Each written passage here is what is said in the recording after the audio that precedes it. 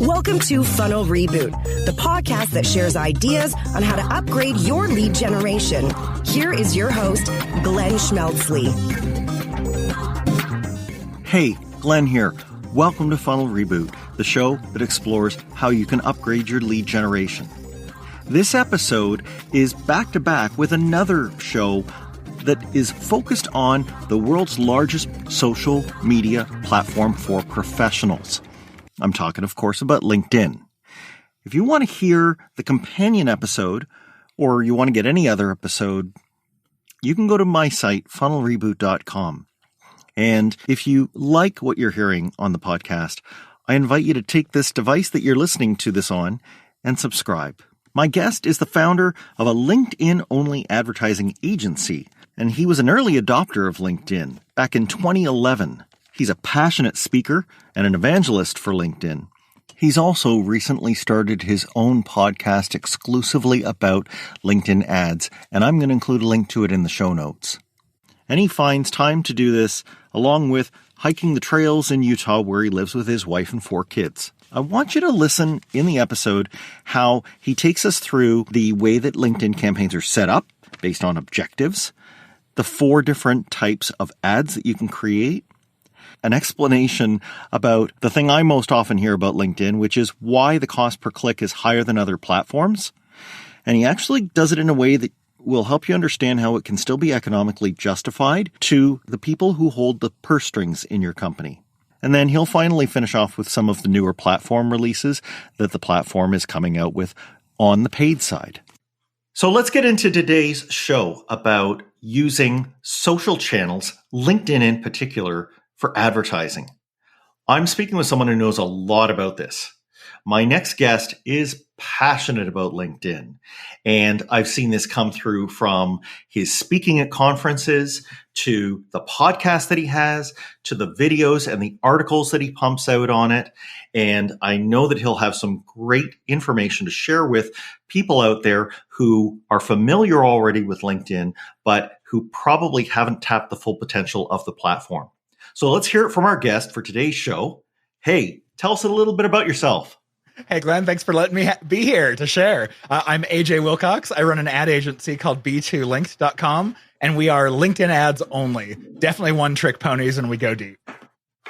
That's great. Thanks, AJ, and I'm glad to have you on. So the thing with LinkedIn that we've got to do is we've got to make sure that we don't artificially superimpose some view that we have about the platform, or that we superimpose the way that other channels work and think that LinkedIn works that way. So maybe we'll start there with you telling us, for the kind of fairly initiated, but for folks who maybe have only thought of LinkedIn as a place that they've kept their resume up to date on and know that other people are keeping their profiles up to date, what would you really say about what they need to keep in mind when they're looking at LinkedIn as an ad platform? So you kind of mentioned that LinkedIn is really the place we think about to go put our resume. The cool part is that when you went to go place your resume there, you told LinkedIn so much about who you are professionally. And that's the same thing for all professionals out there. So it's also the place that we tend to go and keep things up to date. If I see someone's Facebook profile where they may have written their job title, sometimes it's from 2 and 3 jobs ago, but on LinkedIn, we tend to keep it really current. So that means you as an advertiser, you get access to this incredible breadth of targeting. And we'll, I'm sure, go super deep into that, but you're able to reach these people and you're not wasting impressions on people that this isn't their current responsibility anymore. And you're hitting them in the right context, because when they're there on LinkedIn, they're thinking about their job or their career. And so this extreme scalability in being able to reach people in a B2B function in the right mindset at the right time, and it's all up to date. So this is an incredible tool for B2B advertisers specifically, but there are B2C functions for it as well. Okay, so staying on that, in B2B sales, for any one of us who have even had a lunch and learn on how sales are done, there's usually BANT is brought up. And so BANT, budget, authority, need, timeline. There are things that LinkedIn has that probably set it apart on that BANT analysis. Can you tell us where you think LinkedIn's super strong? Yes, and Glenn, I'm so glad you bring up BANT. It's by far my favorite lead qualification model. And what we find is if someone is running LinkedIn ads, especially if they're doing a really good job on it with their targeting, they're able to reach people at the right company sizes in the right industries who are able to afford them, the right roles who can make the call. And so the budget is very much taken care of in your targeting, specifically around company size, around your level of seniority, and the type of industry you're targeting. And then you have the A part, the authority. You're by the seniority, by the role that you're targeting, you're getting someone who can actually make that business decision. And you're not just kind of throwing it out there for any level of seniority to pick this up and respond. The need and the timing portion, those are much more difficult. I generally leave those to Google, Bing, and your SEO efforts to catch the people who are expressing through search intent that they have the need right now and the timing's right. But I think LinkedIn is perfect for getting the right people in the top of your funnel to get to know you. And then search is a great way to close them. I like how you've layered that and you've given the other platforms their due. The way that I think we can think of it is that we would be happy to get those first two, the B and the A, in the very targeting that we do. And then for the other ones, it's really just a matter of knowing that other shoe is going to drop.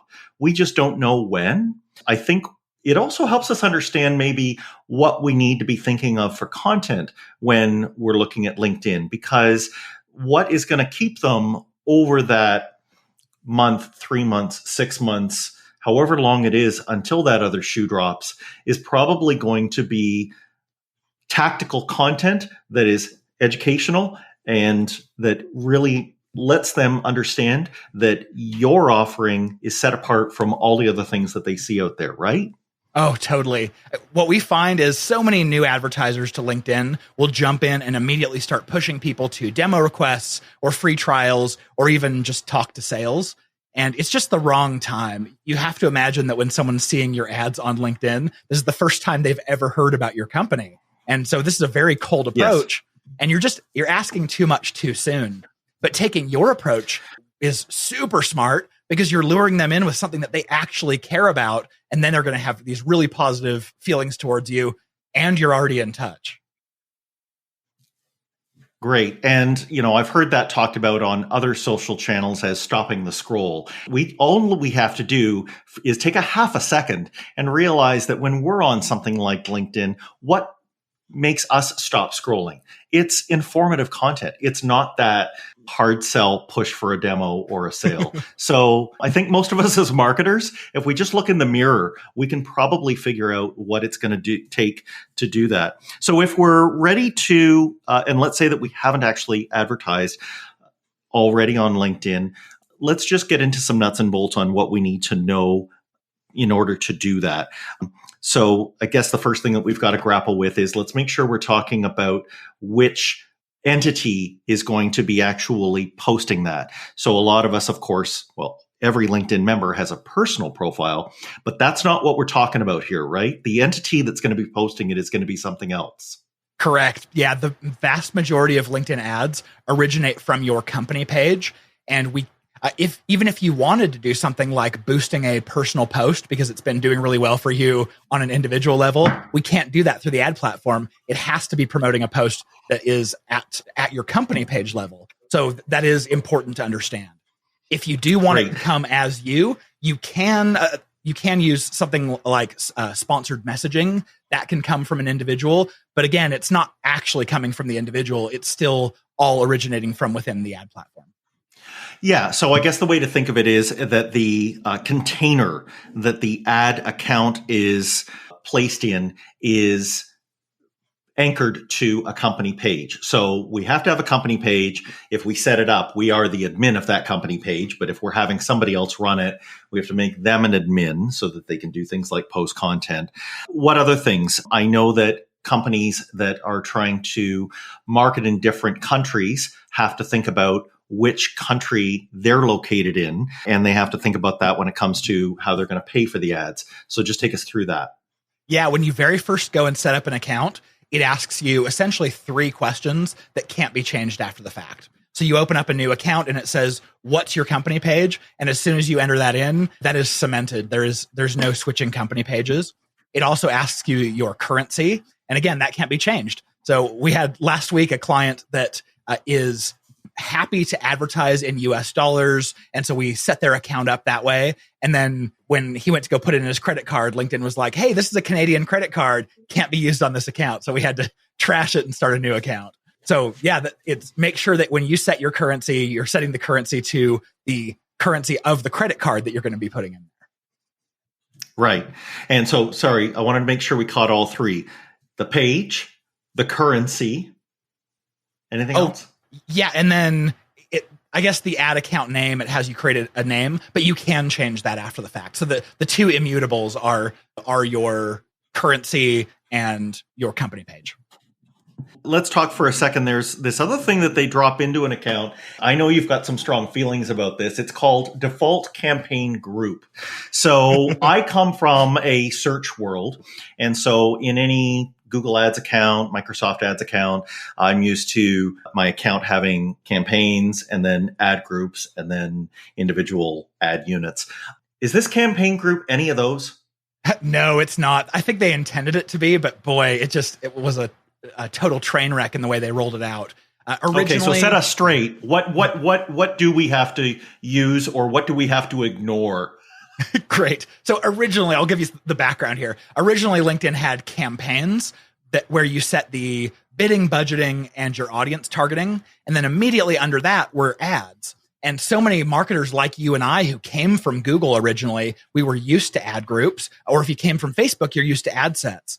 And so they heard this feedback so often that was like, hey, we'd really like another layer. And instead of putting the layer in between where you'd have, a campaign, then the layer in between, and then your ads, they decided to put it up above for some reason.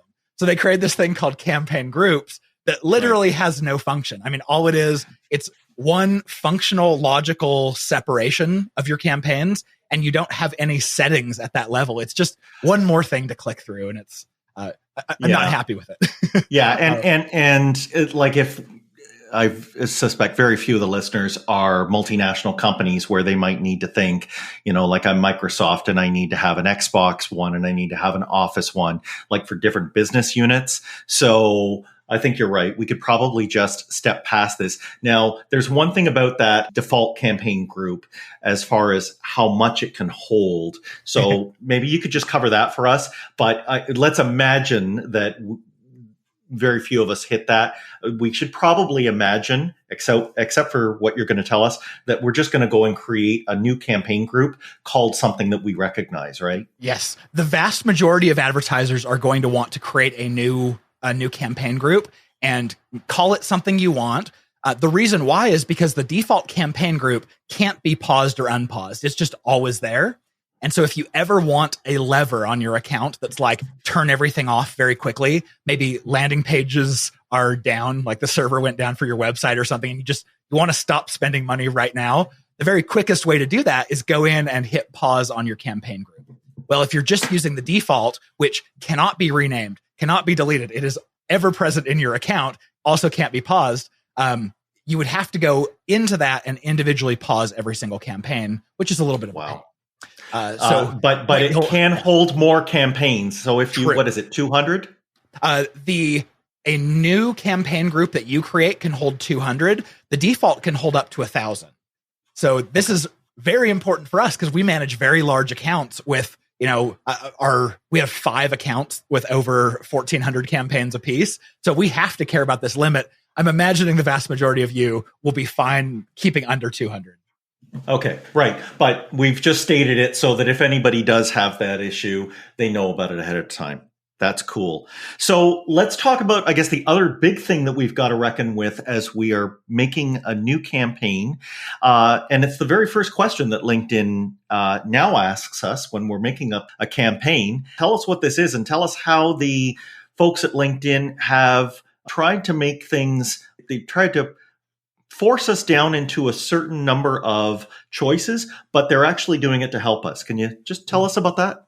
Yeah. So LinkedIn released something called objectives. And the reason why, very candidly, is Facebook advertisers have had objectives forever. And the majority of advertisers giving feedback to LinkedIn were saying, hey, this other platform I spend 90% of my time makes my life easier. Why can't you be more like them? So LinkedIn said, yeah, we can roll out objectives. They did this in hopes that it would be really helpful to the advertiser. I think that was a really poor decision, because when an objective says, let's say one of your objectives is conversions. The objective says, we're going to try to get you as many conversions as possible. But what you as an advertiser may not know is the signals that they're paying attention to may or may not be complete. For instance, LinkedIn has only had conversion tracking for the last 3 years, and not everyone set up their pixels properly or defined their audiences properly. So the data they're working with is very incomplete. So what we find is, rather than just taking the objective LinkedIn suggests for us, we're going to test several different objectives. And 9 times out of 10, we can find another objective that will give us what we actually want at a lower cost. So take objectives for what they are, which is a suggestion, a jumping off point to start testing from, and realize that you as an advertiser may have more complete information and tighter controls using an objective that's not called what it is you're trying to do. Yeah, that's a really good point on how to use it. And I think that that's true for people as they get more comfortable, like your intermediate user. I would say, though, that a person who's kind of a beginner user, I do see some pluses for objectives. They provide some guardrails on the sides to help somebody avoid an embarrassing thing they forgot. I'm thinking of it more to do with the ad unit. So, let's say that I'm not paying attention. Without objectives, I could have maybe set up a post with a video in it, have it maybe only the text portion showing, something like that, right? Or where I'm, like you said, there's something that is tied to a conversion, but I forgot to set up my pixel. So it is, again, some guardrails for us. I think the person who gets good at this can see past that. And as you said, actually work around the objectives and use it to simply, test and have, okay, I've got something that is set to do this conversion, but I know another way to arrive at this conversion. And I'm deliberately going to turn that kind of objective off in that campaign and watch and see how they both do. But I can still see some good that comes from objectives. Well, and I wonder, I might be a really strange marketer, but the feedback I gave to LinkedIn when they were coming out with objectives is, guys, this isn't how I think about an objective. When I go to LinkedIn ads, I go to it because I have an audience in mind. So if I had the perfect account structure in LinkedIn, if they, listened to what I said and said, yeah, that sounds good, let's implement that, it would be, you go in and create a campaign group, which represents an audience. And then you'd have a campaign or an ad set kind of level where you define what the objective and what the ad format is underneath. And then underneath that, you have your actual ads. And the reason why I like this is I don't go to LinkedIn with an objective in mind. I go to it with an audience in mind. And then I'm going to test different approaches to that audience in order to find what's going to be the best way to engage them. So in my mind, it comes audience first, then I'm going to test different offers, and I want to decide based off of the offer how I want to pay, bid, and optimize to it. So, but maybe most advertisers go the opposite way.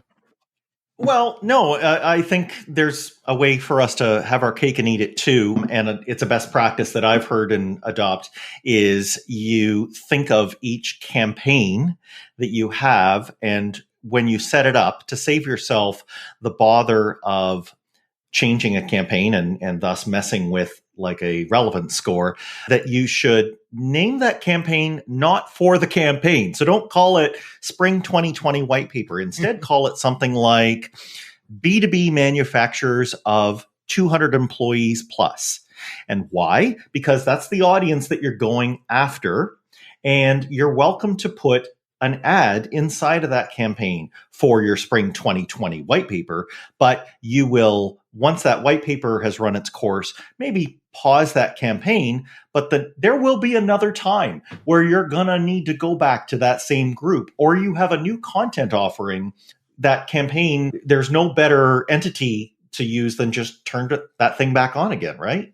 Yeah, and you bring up a really, really good piece of strategy here, because if you're constantly creating new campaigns and putting some ads in there and then throwing that campaign away, you're investing in something. LinkedIn has to guess at your new ads, your new campaign, to decide, hey, is this going to perform well? Should we show it a lot? Should we charge them a lot? Should we charge them a little? And so you're providing a lot of things to have them guess on, which is never good. And then you as an advertiser, you now have a cluttered account with all these things that can't be deleted, all these like old campaigns. But if you do it the way you're suggesting, which is I want to create campaigns that are evergreen, that represent an audience, an objective, an ad format. And when I'm done with a current offer, I can pause those ads in that campaign and then launch new ones. Now you've invested all of this budget into a campaign, so LinkedIn knows what to expect. It already has the relevancy score set. And so every ad you launch, LinkedIn's automatically going to trust it more. You'll be shown more, you'll be charged less, and your account isn't cluttered. So I absolutely love the strategy you outlined. When it comes to things like bids, and this is, I suppose, something that is a good point to raise now for LinkedIn, because the main thing that people always think about is how expensive the cost per click are. But you've talked a little bit about how things look from their auction. And we have to remember their auction has some constraints, especially on the demand side, that cause the price to be higher, as I remember from my early economics courses.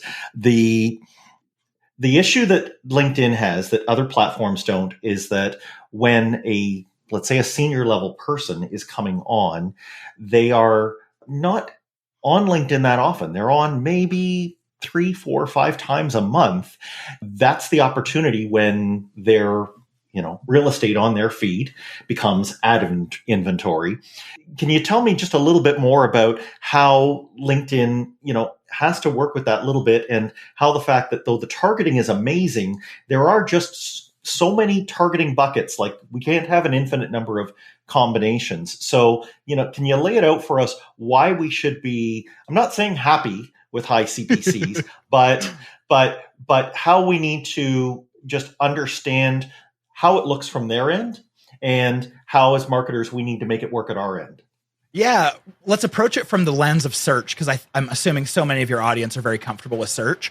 What you're doing in search, when Google originally set their minimum bids at 5 cents a piece, they were essentially saying every different combination of words in the English language or in whatever language the more people who are willing to pay for those combinations, the higher competition's going to go.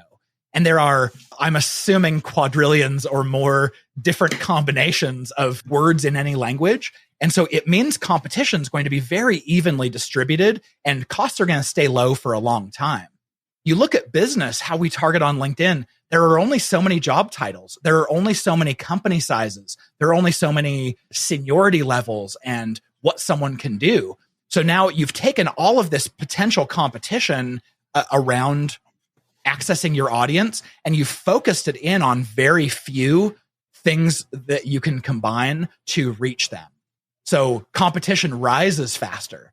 And then you, just like you mentioned, the average user logs into LinkedIn 3, 4, 5 times a month, and they're on Facebook 18 minutes a day. So if you look at just the pure amount of ad inventory created, it's a very limited audience to reach on LinkedIn, whereas that same audience might be much more plentiful there. So you have these advertisers, big B2B advertisers with massive budgets, who are all competing for relatively few shots on goal for relatively few people. And so that drives costs up pretty significantly.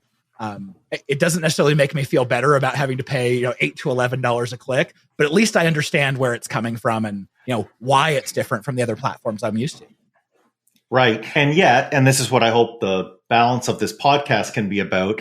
This is part of a series that we're doing on Funnel Reboot about advanced lead generation tactics. So what I really am looking forward to is finding out even with that kind of, high CPC, many people are stampeding towards the same job titles. I'm going to make sure that you cough up some interesting ways that we can get around those. So maybe the first way I want to go down that avenue is to talk about ad units. So I think thus far we've been implying that we're only talking about sponsored posts. That's not the only kind out there. So can you maybe give us just a quick synopsis of some of the other common ad formats that will help us find other places in that inventory that, not every marketer looks for? Yeah, there are 4 different ad formats, and some of them have little subcategories, but we'll start with just the 4 mains. So you have sponsored content, which is the ones that appear in everyone's news feed. These are advantageous because everyone, when they log on to LinkedIn, whether it's on mobile or desktop, their homepage experience is the news feed. And there are a whole bunch of different variations. We love the sponsored content ad format. Then you have one called text ads that are only in the right rail. These were actually the original ad format. Only right rail when you're on desktop. So you lose mobile users entirely. They very much look like ads. You're sharing the inventory there with 1 or 2 other advertisers in a very, very small format. I mean, we're talking an image that's 50 pixels by 50 pixels. So teeny. Then that same inventory is sometimes shared with an ad format called dynamic ads, where you may have noticed, any of you who are LinkedIn users, when you're on desktop, there's an ad format that sticks your picture into the ad. And those are dynamic ads. And then the final one are called sponsored messaging. And these are, think of it like they used to be called sponsored in-mail. They're now message ads. But think of it like a cold message that you can send to someone you're not connected to in mass. So you pay, as opposed to the other ad formats we've just talked about, where you're paying only when someone clicks, if you want. This one, you pay per person you send to, with no guarantee that someone's going to see it or open it or click on it. Thank you. So yes, we should make sure that we do a little bit of testing and see if some of those other formats could be used to work for us. So the other way, of course, I think that we can use LinkedIn to our advantage, understanding that we still have to go through an auction, is targeting. And this is, I think, where it is without peer. There's targeting for a business audience on LinkedIn that I've never seen anywhere else. And the purchase by Microsoft of LinkedIn, where they've started to bring in more of that ad platform philosophy, I mean, it's only gotten stronger. Let's first talk about what the differences are between some of the no-brainer ways of targeting, like job title, and maybe looking for those same individuals a different way. Is there any difference to doing it, or should I just always, if I want to find a CMO, should I just go and set my target for title equals CMO? Yeah, just always use job title. No, I'm kidding. There are. Okay, what would the problem with that be? The problem here is that we all, as marketers, the very first thing we jump to is job title because it makes the most sense. And so that makes it the most competitive. More people are bidding on it, so you're going to pay more. On the converse, we're going to walk through a little economics lesson here, take us all back to Econ 101. Supply versus demand. There's more demand for job titles just because it makes sense. But then the supply is actually diminished because your job title, as you write it in, it's a free-form field. You can write whatever you want. And so LinkedIn, it turns out, can only understand about 30% of the job titles out there. So your demand is higher from advertisers and your supply is diminished because LinkedIn can't give everyone a job title because people are using job titles like PPC Rockstar or whatever, and LinkedIn just has no idea what that is. Chief Awesome Officer, yeah. That's right. Chief Trash Can Emptier. So, yeah, but I guess I'm not telling anyone you shouldn't be using job title. We still use it all the time, but temper your expectation. You're probably going to pay $1 or more per click more for a job title type of target than you might for an alternate. So what we like to do is set up 2, 3, or 4 alternate ways of targeting that individual so that we can compare. And when we find out, it looks like this other method of targeting is actually cheaper per qualified prospect than job title, we can shift budget and spend more time there. So the 4 defaults that we use, we start with job title, but then we use job function, which is their department, plus their level of seniority. That's the most broad and it's the cheapest. Then you've got a couple who are kind of in between on cost. There's skills plus seniority. So let's say you're going after sales managers rather than job title sales manager. You can say, let's go after some sales, some deeper sales skills that you'd only put if you were a salesperson, plus a manager level of seniority. And then finally, there are sales groups. Let's target, anyone who's joined a sales group and has seniority of manager. We want to, they're probably going to be a sales manager. So let's go after them that way. And that's 4 separate ways of targeting the same quote unquote individual, but you will find that your costs are different, your engagement is different, and your ability and scale is even different. I guess the qualifier we have to put out here is test, test, test. But I think that it's interesting to know just how much we got out of that. Like I think of me and the way that I filled out my LinkedIn profile. In some ways, I'm catching myself going, well, wait a second. I don't actually remember putting down my seniority. I don't remember saying what I have an affinity for or not, or skills, but we need to remember, and some of these are at different varying degrees, but LinkedIn is inferring from something. So for example, if I put down that my first job happened in I've been around for a while, AJ, that LinkedIn can infer my number of years experience. It can infer my seniority just by the dates. So I did tell them that.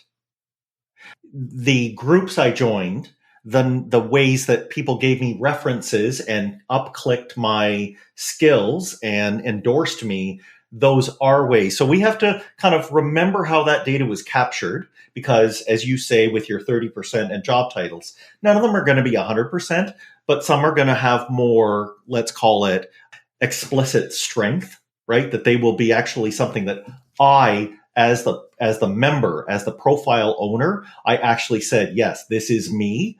So to varying degrees, they have either things that LinkedIn inferred or that I myself said about who I am that give the advertiser confidence to come and target me, right? Oh, yeah. Yeah, I break all of LinkedIn's targeting into 3 different buckets. There's explicit targeting, like your job title, like the groups you've joined, like the skills that you've claimed.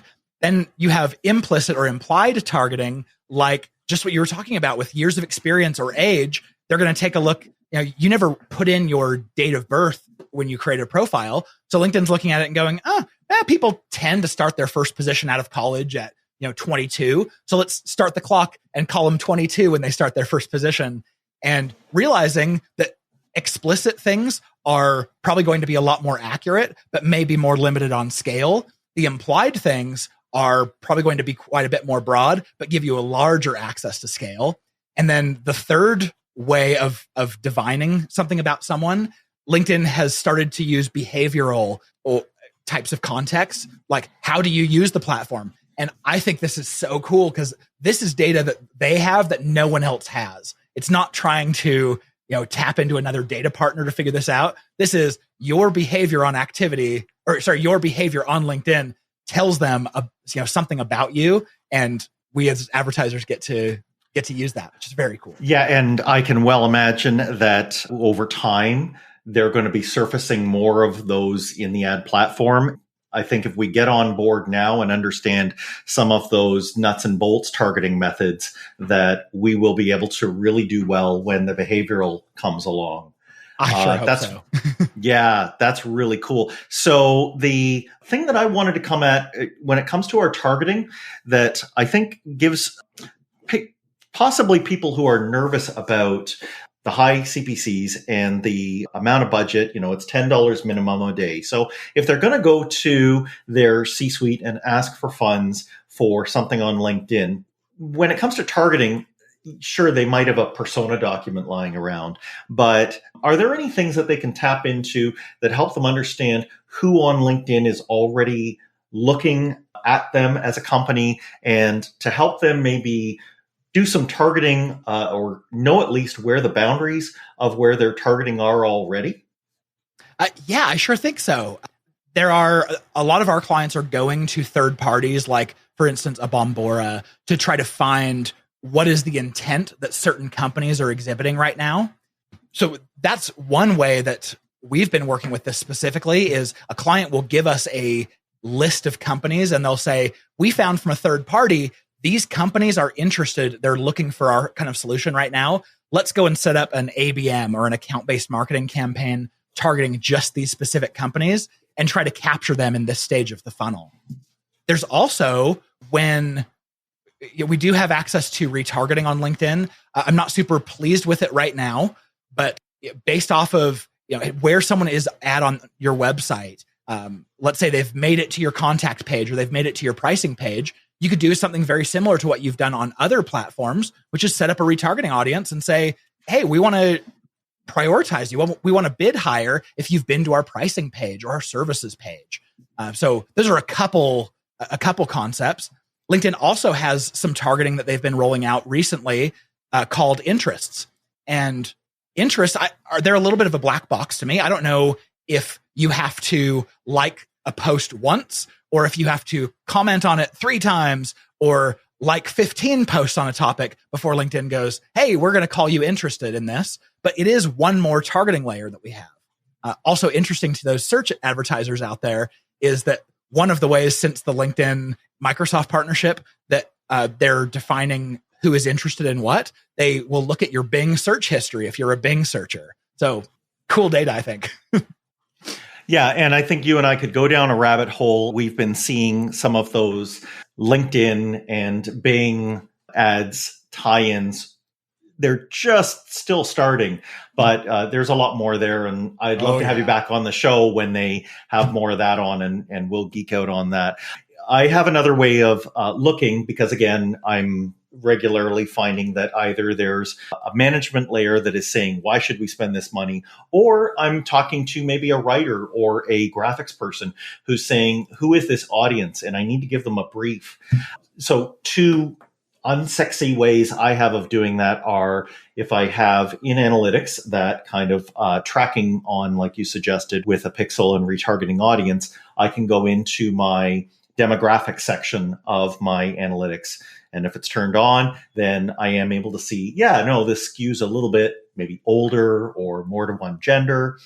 But another thing that I found, if the company is still, if they haven't made a big pivot and they still are talking to the audience that they were when they began their company page, I jump into the company page analytics. It doesn't go back a whole ways, but I find maybe, over 90 days or something like that, I can at least see which posts they engaged with, and I can see which job functions and which industries the people who follow that page are in. Bit of a guide, not scientific, but it helps me at least have something to say to that person who says, who am I writing this for? Who am I designing this ad for? Yeah, and you touch on a really cool piece about some of the data we can get from LinkedIn. You can install LinkedIn's ad pixel, even if you've never spent a dime. You go and create an account, you install their pixel, and it's very similar to what you might expect with something like a Facebook Analytics or a Google Analytics. It's a free analytics tool for the platform to tell you about their users who are on your website. So you can go and look at just the traffic that's on my website, the people who come to my contact page, people who are on my services page. What do they look like? Are they individual contributors, or are they C-level or somewhere in between? Do they represent large companies, small companies? What job titles do they have? And that's information that people just don't take advantage of. Very few people even know that exists. But one other cool way that we can use data like this is we can go in to set up a campaign. And again, you don't have to run it, but you just go in to create it, and you can set a job title. You can say something like, show me dentist. And then over in the right rail as you're building, there will be something called segment breakdown. You can click into the segment breakdown, and LinkedIn will say, of everyone we know with job title dentist, here is what department we assume they work in. And here's their level of seniority. And here are the company sizes that they represent and their interests. And so you can based off of what you know about your audience, you say, LinkedIn, tell me more about this audience, and they'll tell you. And that's other ways that you can really hone your targeting. And if you're using LinkedIn ads, you can use that as exceptions or exclusions where you say, it looks like 8% of this audience are salespeople, and I don't want that. I wouldn't ever sell to salespeople. So I can go and set that as an exclusion and then never have to pay for being shown to someone who isn't my target audience.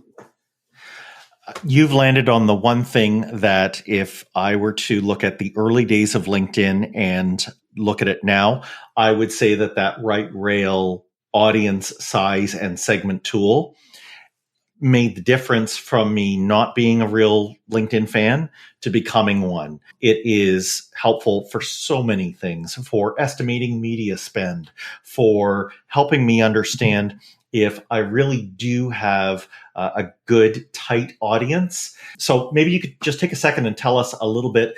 Let's imagine that we don't have a way of identifying individual profile members. We're going to get to that in a second. If I don't have that and I want to get my arms around how many people I might be trying to reach, what are some good tips for me as I'm filling out my targeting on the left and I'm looking on the right? What do you suggest I'm trying to do from a size perspective or from a segment perspective? Very first off, you could be tempted as a marketer to try to take the easy way out here, which is, if I know my audience are marketing decision makers, I might just do the easiest campaign to build, which is marketing job function and seniorities, manager, director, VP, and C-level, tick them all the way up. And of course, if I run those ads to that audience, they're a good fit. I know I'm going to get the right lead quality I want, and that's great. But what I've missed is all of the data I could have been gathering in between. So let's just imagine instead of creating just one campaign, you've created 4 and you've broken them up by their level of seniority. So now separate campaign, marketing managers, another one, marketing directors, marketing VPs, and CMOs. And you run the same 2 ads against all 4 of those campaigns, those audiences. And now you're getting concrete data on, man, CMOs really love my content and marketers can't be bothered by it. Maybe if marketers are who I want to sell to, maybe I adjust my content. Maybe I give them different offers. And so now, because I've decided I don't want to be lazy, I'm taking the time to manage 4 campaigns, whereas I used to only manage 1.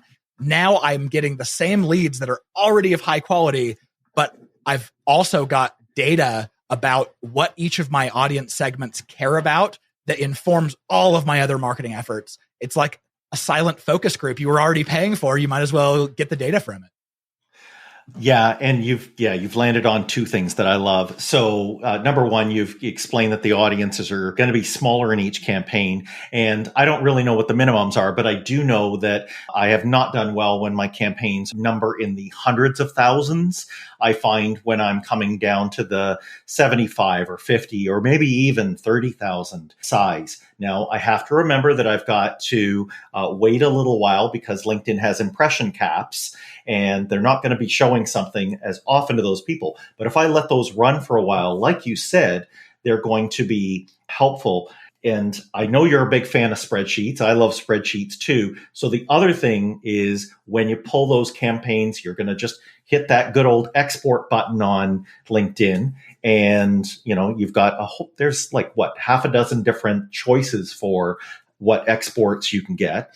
But I could run a few of them and I can then in a spreadsheet pivot table, and I could be getting a few of that understanding that shows me that my marketing directors think differently than my CMOs and that. But tell me how you think it's useful you mentioned 2 ads. Why did you say 2 ads? What could I possibly learn if I run that and dump that all out into a spreadsheet? If you decide to just put a single ad in a campaign, LinkedIn is going to deliver that ad, but you won't have any sort of comparison point.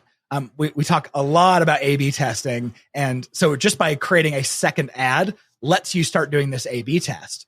But if we go to the opposite end of the spectrum where you're like, hey, on Facebook, I'll create 10, 20 different creatives and I'll just let Facebook figure out which one works. Well, the key on LinkedIn is that their auction isn't that advanced. And so if you give it more than 2 ads, one's going to get the majority of the impressions, one's going to get a few, like a good measurable amount, and then the rest are just going to get either so few that it doesn't matter or fully ignored. And if your ad gets fully ignored by LinkedIn during like the stage at which it's assessing your relevancy score, that ad is dead. It will never run, and it was a total waste of your time to create. So I'm a fan of just creating 2 ads for any given campaign, just to make sure that I'm always getting good data for an A/B test, and I'm not wasting time creating ads that will never be shown. Let's imagine that my audiences are like, maybe I've done it by sales territory, right? So I'm showing to the same level of person, but I've just happened to show Northeast, Southwest, Central. I put those together in a spreadsheet where I can really understand how ad A did versus ad B. Is I then can, crunch them all together and I see which one got me a better CTR. Then I can bring that ad, like you said, that would never see the light of day if I put it and 4 of its friends into a campaign. That's when, like about a month later, I introduced that ad to as my challenger, right? Yeah, that's right. We find when advertisers are putting something out there, because people on LinkedIn don't log in super often, your ads can really live longer. So if you're running the same ad for a month, you may find that it keeps working all month long. So I try not to interrupt that. If an ad has a low cost and a high completion rate or conversion rate, then I'm going to probably try to leave that alone until I see its performance start to decline a little bit. But what we find is it's usually between about 27 to 33 days before an ad can saturate an audience. So we will take a look around day 27 and say, okay, has performance diminished a little bit? Now's a good time to introduce that challenger. Let's launch another A/B test here. And that way we are learning, every month long, we've got some hypothesis we're testing, and we're also taking advantage of great performance until it saturates. That's great. And for people who may not be familiar with other social channels, 27 to 33 days is a very long time comparatively. Other platforms, you'll get ad fatigue in a number of days. So that's really good to know. When it comes to the way that we're going to bid for each of these ads, I know you've got strong views on yes. how LinkedIn allows it. And yes, you're going to have to kind of step over their objectives at this point. And I like your don't be lazy creed. So, but what are some ways that we can, if we're not being lazy, use the different bid types to our advantage? So I know that we're going to be dropped into, I think, automatic bid as a default. Okay, yep. So tell me what we need to think about if we're going to be stepping over that and actually rolling up our sleeves and thinking with our own brains about how we're going to be bidding. Great. Most ad formats, most objectives will have 3 different ways you can bid for traffic. There's a CPC variant, there's a CPM variant, and then there's one called automated, which is actually just CPM. It's just CPM you don't have to babysit as much, that you don't give as much control over as well. So with most ad platforms out there, this is probably my biggest grievance with the way LinkedIn's auction works.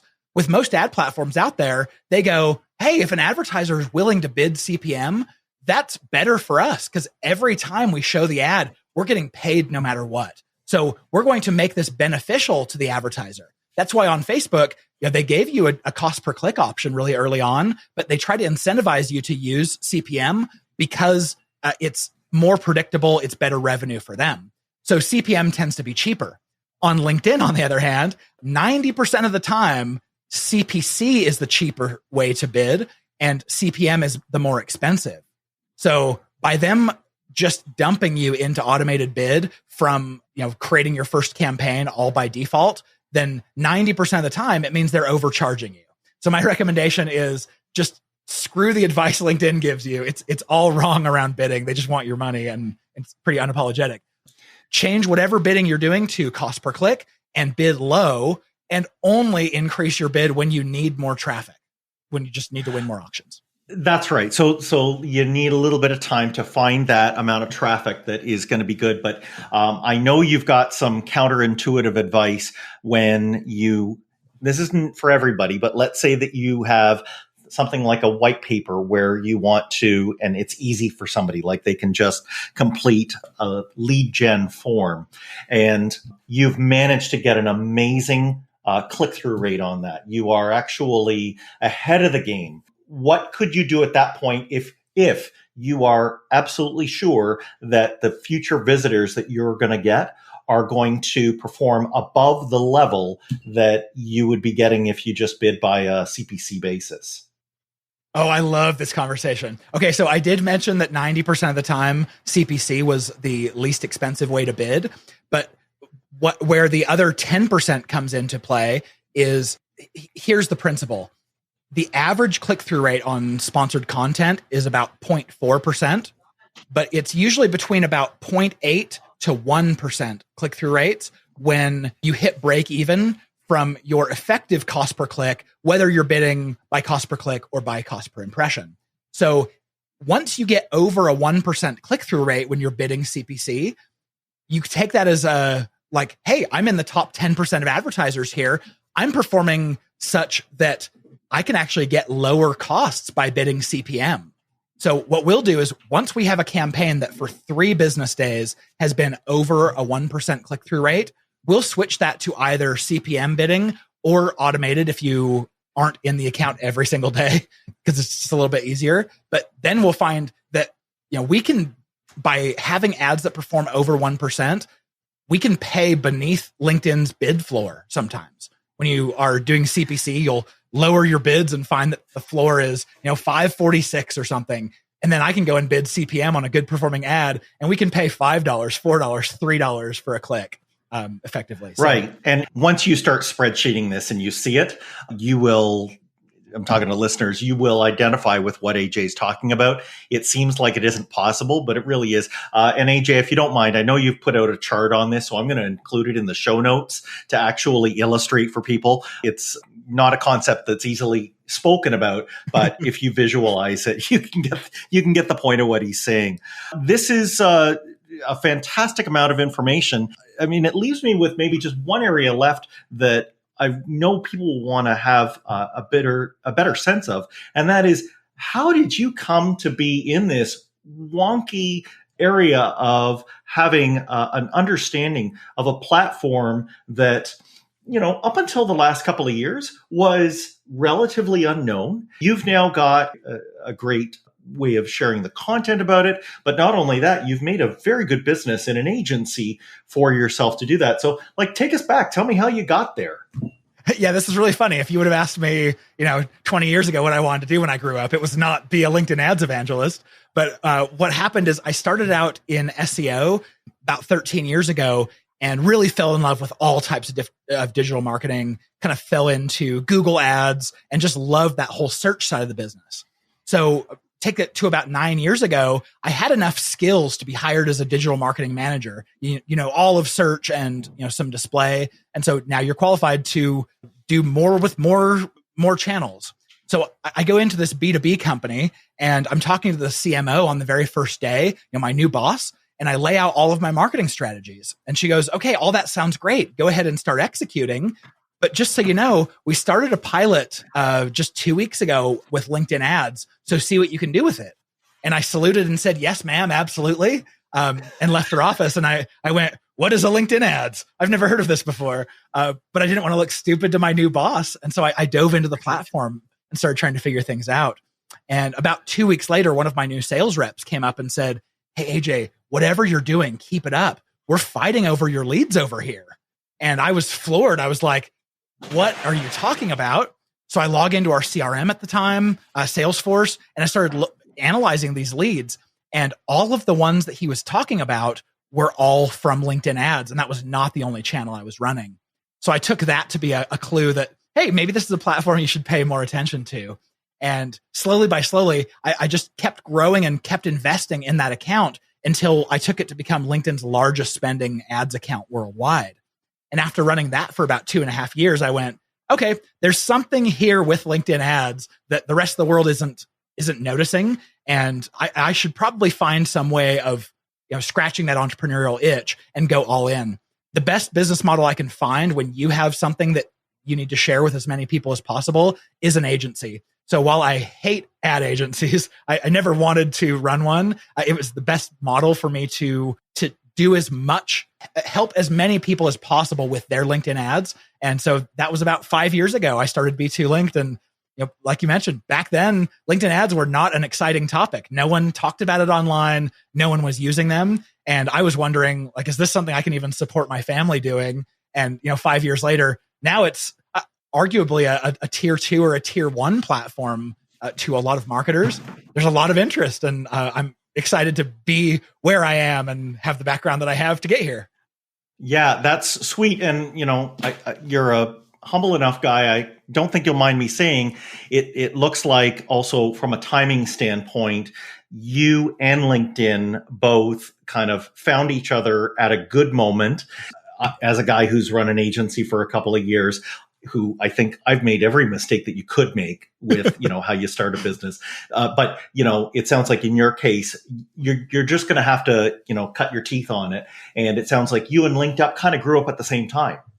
Yeah. And it was really funny because at the beginning of my career, I looked to people like Rand Fishkin, and I was like, I want to be him when I grow up. Like, I want to be invited on stage. I want to have people care about what I'm sharing. And early on, I was really insanely good at SEO, especially technical SEO, and I loved it.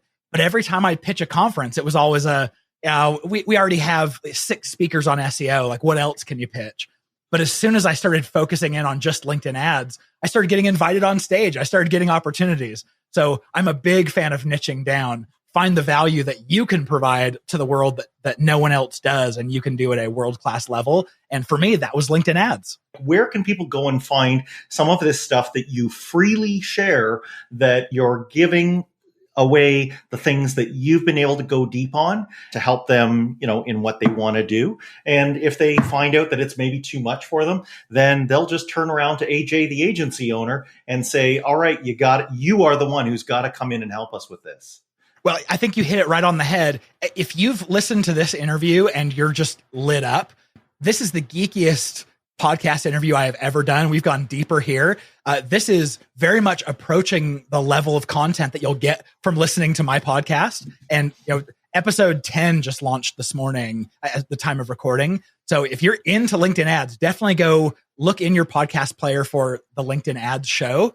And we get hardcore geeky. So you'll probably really appreciate it.